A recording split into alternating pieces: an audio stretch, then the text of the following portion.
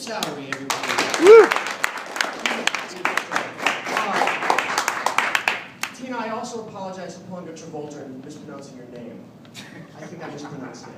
But that was beautiful, Bridget. Ladies and gentlemen, our next storyteller I saw a couple weeks ago, one of the first times I was here, telling a wonderful story. I'm excited to hear what he has to say today. Mr. David Slarity, everybody. Slarity, I messed up his name. Woo!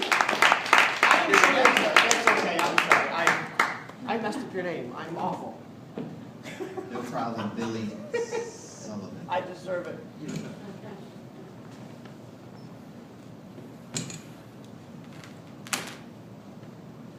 Don't move, motherfucker. And as I looked at the man across from me, I saw it. But there was no face, there was no body, it was just a gun pointed right at me, about this far away. To take you back, it was a Saturday, and I was working in retail. We had let some people go because home for the day because it was slower. And it was only myself and another woman named Dawn. And Dawn only bothered me because she spelled the name D-A-W-N-E. It always bothered me why that E was there. She had this cartoon voice, and about 5 minutes earlier she was singing that Janet Jackson song, "It's All For You." But then our whole world changed 5 minutes later. And as I stood there, only seeing a gun in front of me, I don't know why, I didn't feel scared, I didn't feel panic, I felt calm. And I don't know why, but maybe because they had prepared us. They said, there's been some local robberies in the area. So once I saw that gun, I said, okay, you have to act, be calm, and make sure that everybody is safe. So I looked at him and I said, okay, let's go. We walked around about 10 feet into this manager's office, opened the door, and I get down, and I open the drawer, looking at him the whole time, trying to be as calm as I could be, and I handed him money that was on top, which was maybe a few $100s, and I handed it to him. What he didn't know is that underneath that was a cash box that I didn't give him any money from. He took the money, and then he looked at me, and then he took the phone cord and he ripped it out of the wall.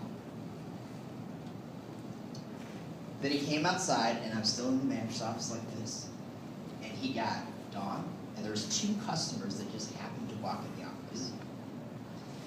And Dawn, who was always happy, D-A-W-N-E, was always happy, singing, a look of just ashen panic on her face. And I said to myself, I have to remain calm for this. I have to be strong for everybody here. Why I thought that, I don't know. I'm not trying. I wasn't thinking to be a hero. She walks in, and then these 2 people walk in. Everybody has their arms up.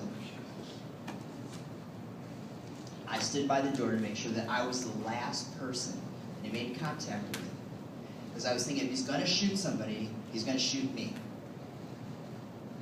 So they got down, Dawn got down, and then I got down, all looking at him this whole time. Remaining calm, looking at him, getting down, like this. And I'm thinking, if he's going to shoot somebody, he's going to shoot me, because I'm about 2 feet away from him, looking at him. Trying to remain calm. Then he told us, count to 100. And he closed the door. And we all went down. And we took a breath. And I said to everybody, is everybody okay? Yes. And I thought that we had won in this situation because nobody was hurt. We got up out of the office. But things were never the same for any of us after that day. A week later, do you know what happened? Across the street there was a robbery. The only difference was 3 people were shot and killed.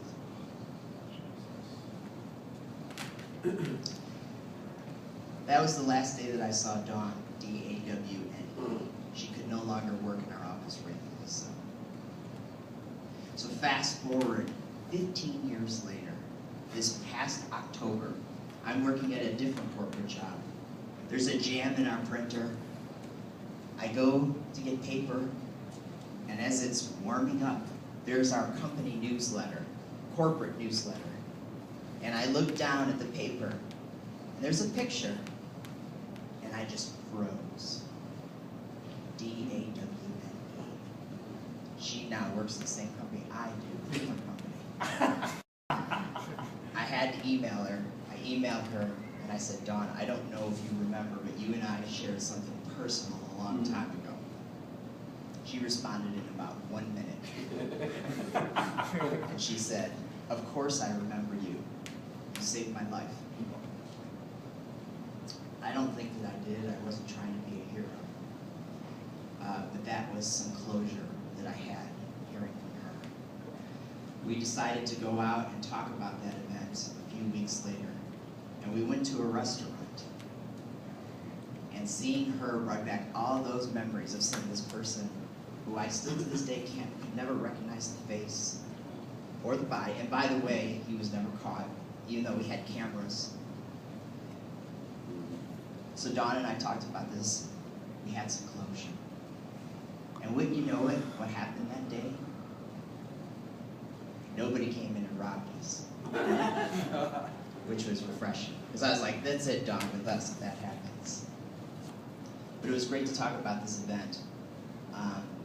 Because that happened in 1998.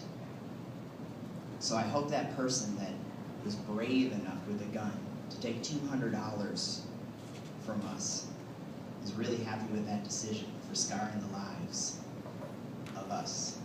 Thank you. Woo!